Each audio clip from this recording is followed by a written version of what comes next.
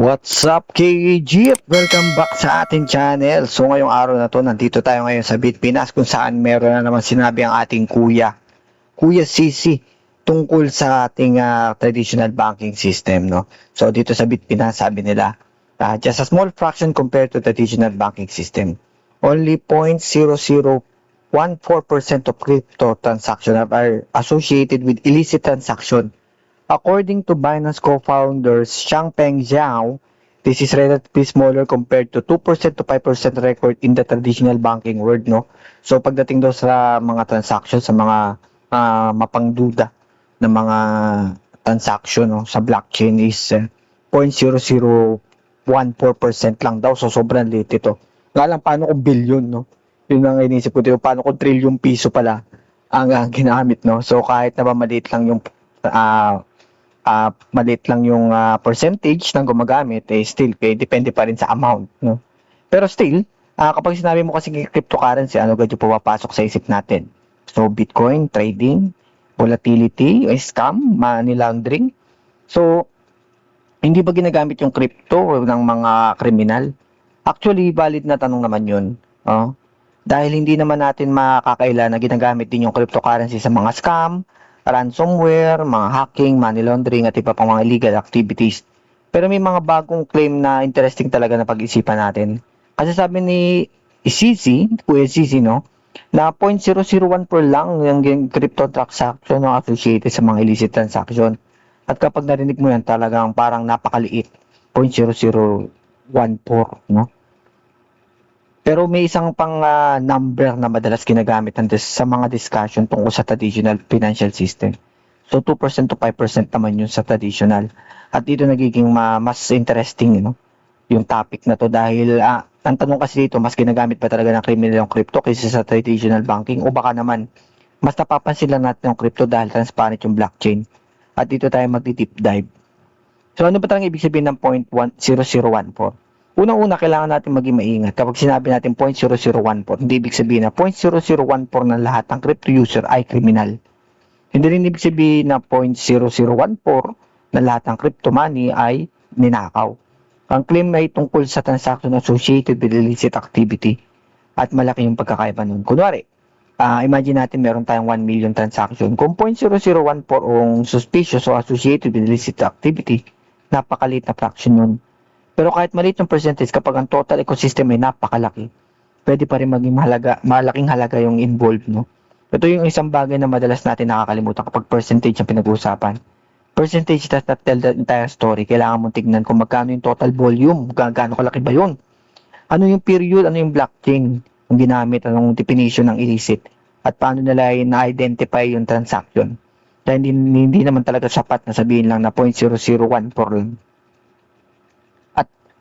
Kailangan natin alamin kung paano talaga nakuha yung number na yun. Pero bakit may 2% to 5% naman sa traditional finance? Madalas mong marinig yung 2 to 5% sa global GDP ay maaaring involved sa money laundering. Pero may napakalagang distinction dito. Hindi ito nangangalaga na 2% hanggang 5% ang lahat ng bank transaction ay illegal. Hindi yun ganun kasimple. Ang 2 to 5% figure ay commonly cited estimated tungkol sa global GDP na maaaring nalalabhan kada taon. Halimbawa, yung Philippine Anti-Money Laundering Council gumamit din ng yung UNODC Global Estimate na 2 to hanggang 5% ng global GDP ay maaaring talagang na annually, no? So kung gagawa tayo ng mga comparison, crypto transaction percentage versus percentage ng global GDP, hindi yun apple to apple comparison. Magkaiba yung denominator. At ito yung pinaka-importanting lesson sa buong topic. Kapag may nakita kang statistic online, huwag agad mag-reach sa number. Tanungin mo muna, ano yung denominator? So, bakit importanteng tanong yung denominator?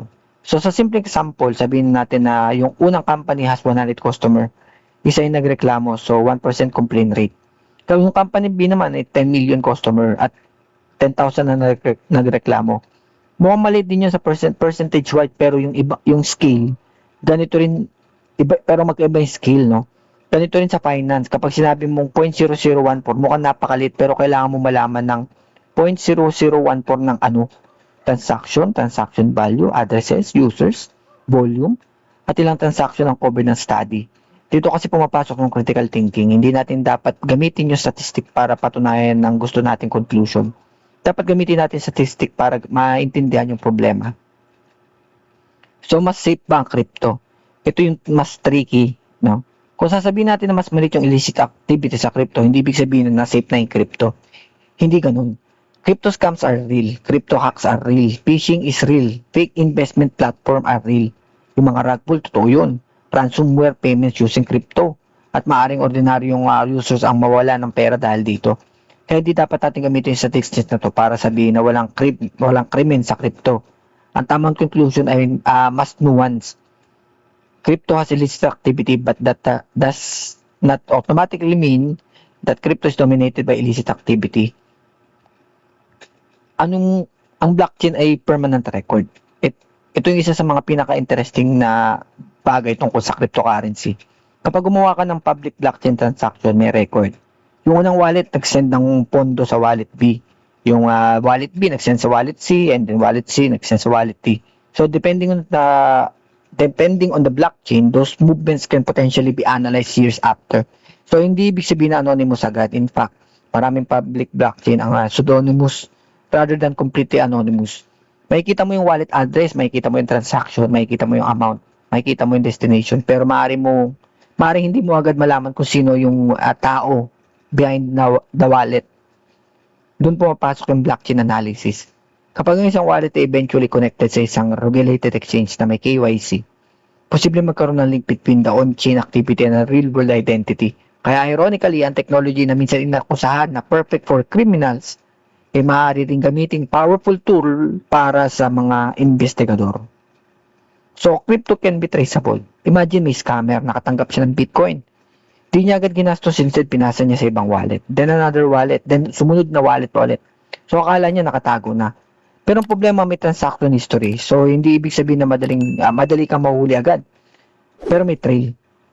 At habang lumalaki yung blockchain analysis industry, mas sophisticated na yung ability na i-map ang mga movement ng funds. Research on blockchain forensics has also shown how transaction graphs can be analyzed to identify suspicious addresses and financial flows. At ito yung magandang realization. Public blockchains create a permanent financial trail sa cash. Kapag naipasa mo yung 1,000 ng maraming beses, wala kang blockchain na nagre-record ng bawat movement. Pero sa public blockchain, may digital trail. Siyempre, meron pa rin limitation. So, hindi ibig sabihin na perfect yung blockchain tracking. Hindi ibig sabihin na perfect yun. So, hindi. May mixers, may mga privacy technologies, may cross-chain bridges, may mga decentralized exchange, may mga peer-to-peer transaction. May wallet na hindi connected sa mga verified identity at may mga criminals na gumagamit ng complicated transaction pattern para mahirapan talaga yung mga investigador. Kaya hindi natin pwedeng sabihin na blockchain is completely transparent, therefore criminals cannot use it. Mali yun. Ang tamang statement, blockchain transparency can make certain types of financial investigations easier, but criminals can still exploit the system at malaking distinction yun. Traditional banking is not crime-free. Ngayon naman, let's flip the argument. Hindi minsan kasi kapag crypto pinag-usapan, parang automatic crypto, krimen agad. Yung bangko safe. Pero hindi rin yun tama. Traditional finance institution has sophisticated AML system. May KYC. May suspicious transaction reporting, may compliance departments, may mga regulators, may mga bangko na nakikipag-coordinate sa mga law enforcement. Pero kahit gaano sophisticated yung system, may money laundering pa rin. Bakit? Kasi yung criminal nag-a-adapt. At hindi naman bago invention ng money laundering. Matagal na itong problema bago pa magkaroon ng Bitcoin. So money laundering can happen to businesses, bank account, remittance channel, shell companies, cash-intensive businesses, and other financial mechanism. Kaya ang existing ng illicit finance sa banking system ay hindi automatic na nangangahulugan na bad ang banking. So ganun din sa crypto. Ang existence ng crypto crime ay hindi automatic na ibig sabihin na bad ang technology. So, ang dapat natin pag-usapan ay traceability at control. Para sa akin, mas productive yung tanong na crypto ba o bangko ang mas maraming kriminal. Ang mas magandang tanong dito, aling system yung mas capable na ma-detect at matrace yung mga at para matigil yung mga illicit activity. So, dito mas nagiging interesting yung future. Sa traditional banking, may centralized institution, may KYC, may AMI, may regulator. Sa crypto naman, may blockchain transparency, may wallet analysis, may smart contract monitoring. May centralized exchange na nagpapatupad din ng KYC at AML. Major crypto exchanges are increasingly invested in transaction monitoring, fraud detection, and law enforcement cooperation. Binance, kunwari, example lang natin yung Binance, says it uses multiple AI models and other system to monitor suspicious activity and has expanded its compliance operation. So in future, maaaring hindi crypto versus banks, no? Pwede itong maging blockchain plus banking plus regulation plus analytics. So, ito yung importanteng lesson para sa atin, no? Sa mga ordinaryong Pilipino. Kung tayo yung mga ordinaryong investor, wag mo gamitin yung 0.0014 statistic para bilang maging dahilan para maging careless. Hindi dahil maliit yung percentage ng illicit transaction, safe na yung crypto. Hindi ganun. Ang biggest danger para sa retail user minsan ay hindi lang money laundering. So, nandiyan yung scam, fake investment platform, fake na customer support, fake na Binance account, mga Telegram group, Facebook page, mga fake influencer, fake airdrop, fake pre-sale, at syempre yung classic na send me 1 Ethereum then I will send you 2 Ethereum back. Mga ganun, no? Bigyan mo ko isa, bigyan kita ng dalawa. Sendan kita ng dalawa. Kapag may nag-offer sa'yo ng mga ganung returns, red flag na kagad yun. Kapag pinili ka magpadala ng crypto immediately, no, so red flag na rin yun. Kapag hinihingi ng seed phrase mo, lalo na yun, no? Kaya takbo ka na. Kasi hindi kailanman dapat ibigay ang seed phrase. So, wag tayong ma-fall sa mga crypto is crime at crypto is perfect. Ito yung dalawang extreme. Crypto is used by criminals, therefore crypto is bad. Too simplistic. Extreme number 2 is 0.004 is illicit, therefore crypto is perfectly safe. Also too simplistic. Ang reality, mas complicated. Crypto can be used for legitimate transaction. Crypto can be used for illegal activities. Banks can be used for legitimate transaction. Banks can also be exploited by criminals. The technology itself is not the entire story. Ang malaking factor ay how the system is designed, monitored, regulated, and used. So, kapag may narinig mo ulit yung mga headline kagaya nito na 0.00414 of crypto transaction are illicit, so wag agad mag-celebrate. Tawag din agad magalit, no? So, tanungin muna ng yung 0.0014% na ba yun ay ano yun? Anong methodology? Anong period? Anong definition ng illicit? At kapag may nagsabi naman na 2 to 5% ng banking system ay money laundering, tanungin mo rin muna 2 to 5% ng ano? Dahil minsan hindi naman talaga ang number ang problema. Ang problema ay kung paano natin ginagamit yung number. At ito yung dapat natin tandaan. Ang crypto is not automatically na malinis. Crypto is not automatically na syempre dirty or madumi. Traditional banking is not automatically clean at traditional banking is not automatically dirty. Parehong may risk, parehong may criminals, pero mang interesting sa blockchain, may digital trail. At habang nagiging mas sophisticated ang blockchain analytics, KYC, AML system at mga law enforcement cooperation, mas nagiging interesting ang debate kung paano gagamitin yung technology para hindi lamang mag-transfer ng pera, kundi para gumawa ng financial system na mas transparent, mas accountable at mas mahirap abusuhin. At para sa ating mga ordinary investor, ang pinaka-importanting takeaway ay simple lang. Huwag mong tignan ang crypto bilang shortcut sa pagyaman. Tignan mo ito bilang technology. Understand the risk, understand the transparency, understand the scams. At higit sa lahat, learn before you send your money. Kasi sa crypto, isang maling click lang. Isang maling wallet address o isang maling tao ang pagkatiwala mo. Pwedeng mawala lahat ng pera mo. Kaya educate yourself.